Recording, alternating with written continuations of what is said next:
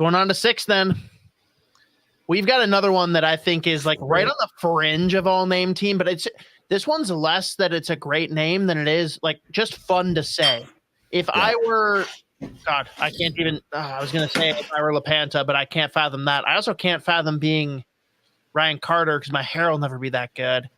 If I were someone in between Ryan Carter and Anthony LaPanta on the scale of, play-by-play broadcast, Badinka would be my favorite name to say. That's just it's fun to say. It's like Francisco.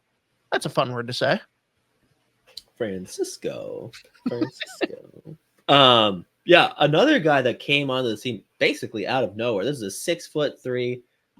I couldn't believe that he was listed at 183 for his weight. I think he's got to be closer to 2.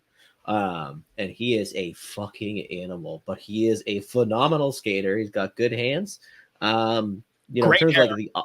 Great haircut, nice mullet going. Or at least great lettuce. But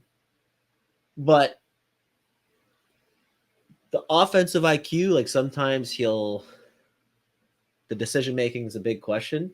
But another guy that as a right shot D-man worked his way from the J20 into the SHL for Malmö this year. And by the end of the season, he was firmly in their second pair playing 15, 60 minutes a night. I think he's another guy that scored in his first or second game in the SHL this year. But in terms of just like potential, there's a ton. And he is just a beast. Like not fun to play against. He's incredibly physical. He defends well.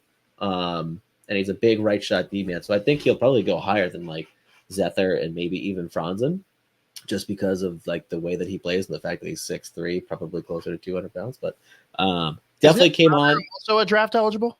What? Does he have a brother that's draft eligible too?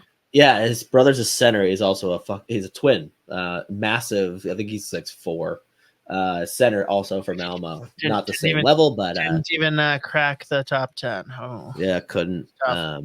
But I think Badinka's got, and this is there's strong consensus. There is legit upside with him, just given how well he skates at his size, how well he defends, and like he flashes. If he can hone in just like the decision making offensively, there's like decent point potential as well. Again, not gonna like quarterback your first power play unit, but like the fact that he's already playing almost 14, 15, 16 minutes a night in the SHL as a 17-year-old, it's very impressive. So I think he'll go early second. I put the tier 45 to 55 just because the hockey IQ is going to have to like improve a little bit, but like right on the same tier as my like guys like Zether and Franzen. I wouldn't be shocked if he went first, just given like the profile. Is he a guy you want to see the wild target, just being that they are loaded up on the left side of their blue line? Yeah, he would be a decent target. I think like you look, like you said, like so many of those guys in the back end that are like legit prospect for them do play on the left side. So it'd be nice to mix in a right shot. And like, again, not a guy you're going to be rushing, but the fact that he's already getting this SHL experience is phenomenal.